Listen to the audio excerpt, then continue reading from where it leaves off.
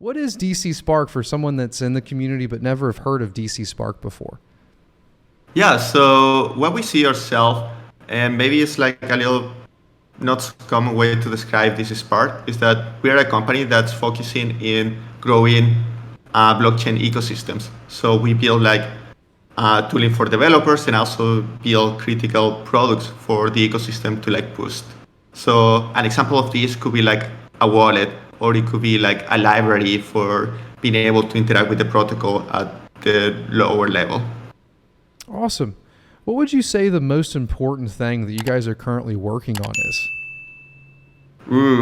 I would say actually maybe two, which is one is Flint, which is a crypto wallet that's going to be multi-chain and it has support for dApps. So we want Flint to be the go-to wallet so you can interact with different platforms. And right now we believe that the thesis is that there's going to be a lot of interoperability.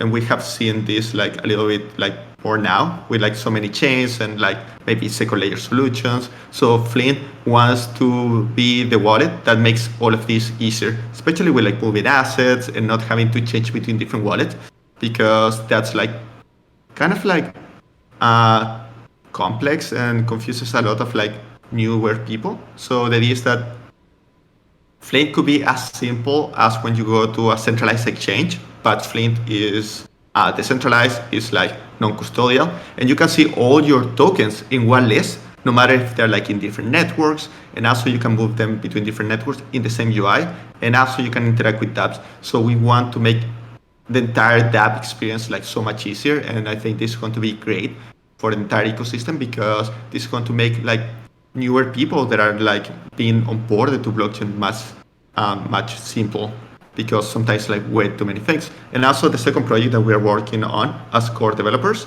is Milkomeda, which in phase one is a sidechain for Cardano, but in phase two we're going to be moving to a rollup. And what is Milkomeda? Milkomeda allows to deploy Ethereum smart contracts, which are the same ones that Phantom uses, Binance Smart Chain, Avalanche, and many other ecosystem to be able to deploy on Cardano and be able to interact with these smart contracts using ADA, which is like pretty cool.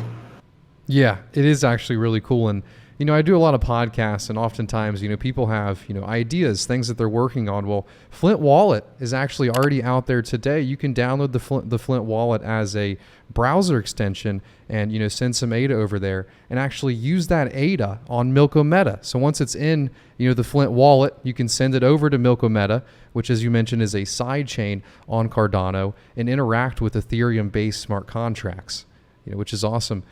Currently, though, after you move the ADA over, you do have to switch to MetaMask. And I like that you guys are really, using this, huge focus on accessibility.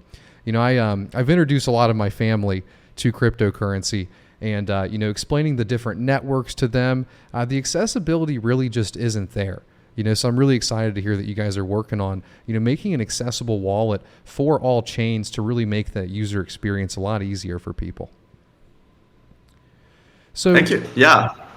Yeah. So as far as utility, these EVM contracts on this side chain, for somebody who really hasn't interacted with Ethereum, what utility do these EVM, smart contracts on the side chain on Cardano provide to the average Cardano user? Yeah. So it's not just about Ethereum, but there's like multiple ecosystems that they're using what is called the EVM, which is like the Ethereum built-on machine. They not necessarily are using Ether, so this is not so related to Ethereum as a token, but actually like the virtual machine that runs the smart contracts.